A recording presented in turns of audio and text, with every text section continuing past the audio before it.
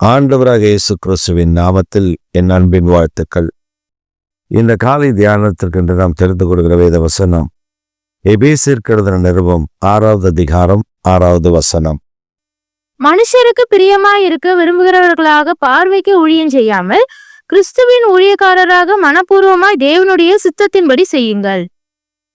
மனுஷருடைய பார்வைக்கு ஊழியம் செய்யாமல் தேவனுடைய சித்தத்தின்படி ஊழியம் செய்யுங்கள். ஆண்டவர் நமக்கு தரக்கூடிய பல விதமான நன்மைகளில் 2 விதமான நன்மைகள் தடைப்படுவதற்கு காரணம் மனுஷனுக்கு பிரியமானபடி ஊழியம் செய்வது, மனுஷனை பிரியப்படுத்துவது, மனுஷனுடைய பெயரை பெருமைப்படுத்துவது. ஆனால் தேவ சித்தத்தின்படி ஊழியம் செய்கிறது தான் ஆண்டவர் பிரியமாயிருப்பார். இப்போ மனுஷனை உயர்த்தி பிடிக்கிறது, மனுஷனை புகழ்றது, மனுஷனுக்கு துதி பாடுவது, இது ஆண்டவருக்கு பிரியமான ஊழியம் அல்ல. மாறாக இயேசு சொன்னார், பரமண்டலங்களில் சித்தம் செய்யப்படுவது போல, தெய்வ சித்தம் அங்கே செய்யப்படுவது போல இந்த பூமியிலையும் செய்யப்படட்டும். அப்ப தேவனுடைய சித்தத்தை, தேவனுடைய திட்டத்தை, தேவனுடைய சித்தத்தின்படி செய்கிறவன் தான் பிரியமா ஆண்டவருக்கு ஊழியம் செய்ய முடியும். இப்ப நாம் என்ன செய்கிறோம்? நாம் பாடுவதா இருக்கட்டும், துதிப்பதா இருக்கட்டும், ஆராதிப்பதா இருக்கட்டும், பிரசங்கிப்பதா இருக்கட்டும், சகலமும் நல் ஒழுக்கத்தோடு நேர்த்தியாய் நாம் செய்ய வேண்டும். மனுஷனுக்கு பிரியப்படுத்தும்படி. ஐயோ, இன்னைக்கு அவர் பாடலார் பாருங்க, அப்படி ஒரு பாட்டு, இசை வாசிச்சார் பாருங்க, அப்படி ஒரு இசை. நாங்கெல்லாம் அப்படியே ஆன்னு பார்த்துட்டே இருந்தோம் அவர் பாடுறத. இப்படின்னு நீங்க சொல்ற சிலரை நான் கேட்டிருக்கிறேன். அப்ப நான் என்ன சொல்றேன்னா, ஆராதிக்க போல அந்த பாட்டை ரசிக்க போயிருக்கிறீங்க. ஆராதிக்கிறவர்கள் தான் கர்த்தருடைய ஊழியக்காரர்கள், ரசிக்கிறவர்கள் ரசிகர் கூட்டம். இப்ப சாலமோன் தன்னுடைய தேவாலயத்துல, தான் கட்டின தேவாலயத்துல ஆராதிப்பதற்கென்று ஒரு கூட்டத்தை அவன் நிர்வகித்தான். ஆசாவை தலைமையா போட்டு எப்படி ஆராதிக்கணும், யார் இசைக்கணும், யார் பாட்டு பாடணும், யார் இந்த இதை பண்ணணும் அப்படின்னு சொல்லி இந்த ஆராதனைக்கு ஒரு வழிமுறை வைத்து ஒழுங்கும் கிரமமாய் செய்தான். அதை பார்க்கிறவர்கள் ஆச்சரியப்பட்டார்கள். இப்படிப்பட்ட ஞானம் எங்கிறதுப்பா வந்துச்சு அப்படின்னு கேட்டான். தேவ சித்தம், தேவ திட்டத்தின்படி ஒவ்வொன்றையும் செய்வதற்கு அவர்கள் முற்பட்டார். நாம் என்ன செய்கிறோம்? வேதத்தை வாசிக்கும் போது கடகடன்னு கடமைக்கு வேதத்தை வாசிக்கிறது, இல்லை வேதத்தை வாசிக்க முடியலன்னா எல்லா கேலண்டர் கொடுத்துருப்பாங்க சர்ச்சஸ்ல, அதுல ஒரு தங்க வசனம்னு சொல்லி ஒன்றை மட்டும் வாசிச்சு ஓடுறது. அவருக்கு பிரியமான வேலை செய்யல, அவருக்கு பிரியமான காரியத்தை நடப்பிக்கல. ஆனா ஆசீர்வாதம் மட்டும், எனக்கு ஆண்டவர் அப்படியே இதை தரணாண்டவரே, அதை தரணாண்டவரே, அதை கொடுக்கணும் ஆண்டவரே, இதை கொடுக்கணும் ஆண்டவரே, அவனுக்கெல்லாம் இதை கொடுத்துருக்குறீங்க, எனக்கு இதை தாங்க, எனக்கு அதை கொடுங்க. ஆனா நம்ம ஊழியம் செய்வது மனுஷனுக்கு அவ பாக்குறாங்களா? சில பாருங்க, ஜோம் பண்றதே மனுஷனுக்கு பிரியமா ஜோம் பண்றது. மனுஷன் பாக்குறானா? பாஸ்டர் பாக்குறாரா? கண்ணை மூடி அப்பதான் ஹல்லேலூயா ஸ்தோத்திரம் ஆவியானவரே அப்படின்னு அவர் போயிட்டாரா அப்பா அப்படின்னு உட்காந்துக்கிறது. இப்படி மாய்மானம் பண்ணுகிற, ஜெபம் பண்ணுகிற ஆட்கள் எவ்வளவு பேர் இருக்காங்க சபைக்குள்ள.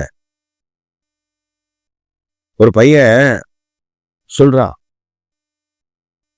பின்னாடி ஒரு வாலிப பசங்க, ஒரு 10 பசங்க ஒன்னா உட்காந்துட்டு வர்றா ஜனம் சும்மா ஒரு மாதிரி பந்தமா போதில்ல.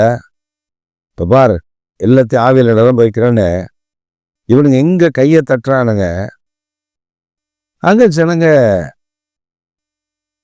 ஆவியானவருடைய கிரியை என்னன்றதே சபைக்குள்ள காணப்படாமல் போயிடுச்சு.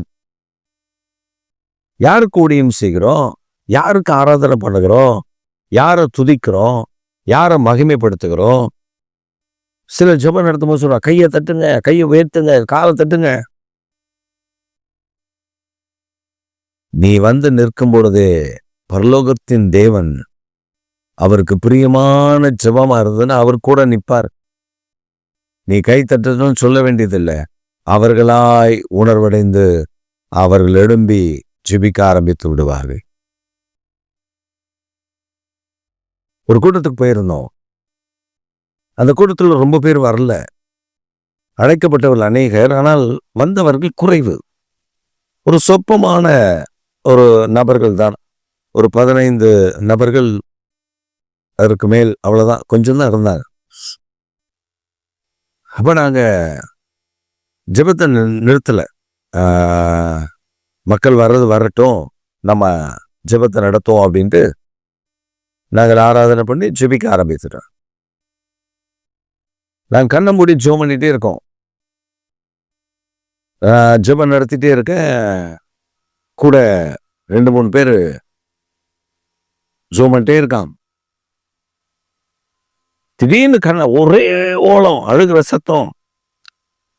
திடீர்னு கண்ணை திறந்து பார்த்தா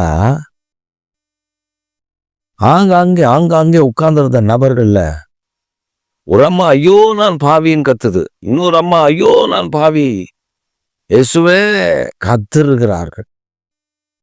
நாங்க ஒண்ணுமே செய்யல. ஜெபிக்க ஒப்பு கொடுத்து ஜோமன், அவ்வளவுதான்.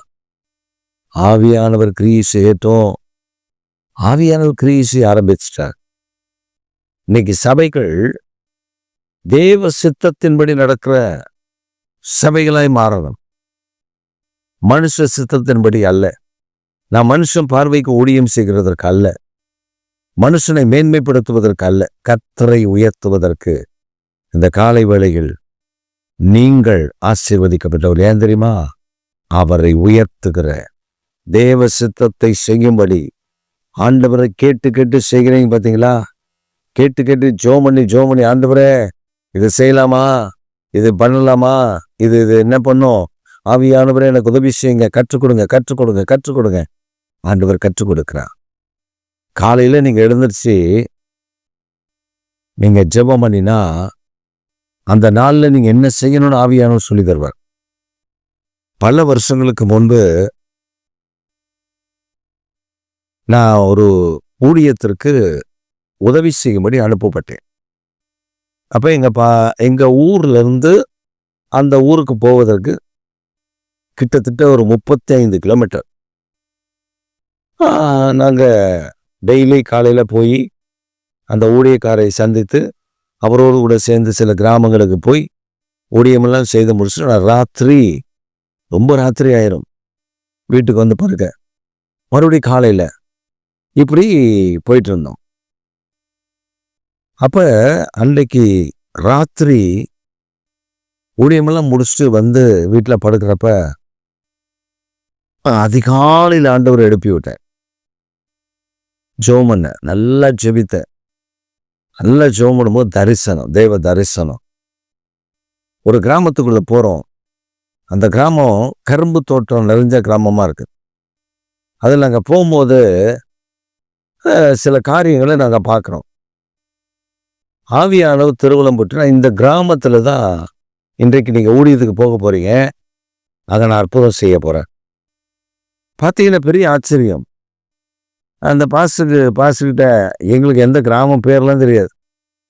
அப்போ அந்த பாஸ்டர்கிட்ட இன்னைக்கு எங்கே பாஸ்டர் போகிறோம் அப்படின்னா, அவர் சொன்னார், நான் இந்த கிராமம் நினச்சிட்டு இருந்தேன், இன்னைக்கு காலையில் நான் ஜெபித்த பொழுது இன்னொரு கிராமத்தை கர்த்தர் எனக்கு போக சொன்னார். அந்த கிராமத்துக்கு பேர் தெரியாது, ஆனால் அந்த கிராமம் இங்கேருந்து ரொம்ப தூரம் இருக்கு, நடந்துதான் போகணும், நம்ம வாகன வசதிகள் அங்கெல்லாம் இல்லை. சரி நம்ம போகலாம், சீக்கிரம் கிளம்புவோம் அப்படின்ட்டு நாங்க கிளம்பி போறோம். போனா ஆவியானவர் எனக்கு சொன்ன கிராமமும் ஆவியானவர் அவருக்கு சொன்ன கிராமமும் ஒண்ணு. இந்த கிராமத்துக்குள்ள போகும்பொழுதே கரும்பு தோட்டம். இந்த கிராமத்துக்குள்ள போகும்பொழுதே நடமாடுகிற சில விலங்குகள். அப்ப ஆச்சரியம் எங்களுக்கு. ஒரு சொப்பனத்துல தரிசனத்துல கர்த்தர் காலையில காண்பித்தது அல்லவா? அங்க போனா கட்டப்பட்ட ஜனங்கள் ஏகப்பட்ட பேர்.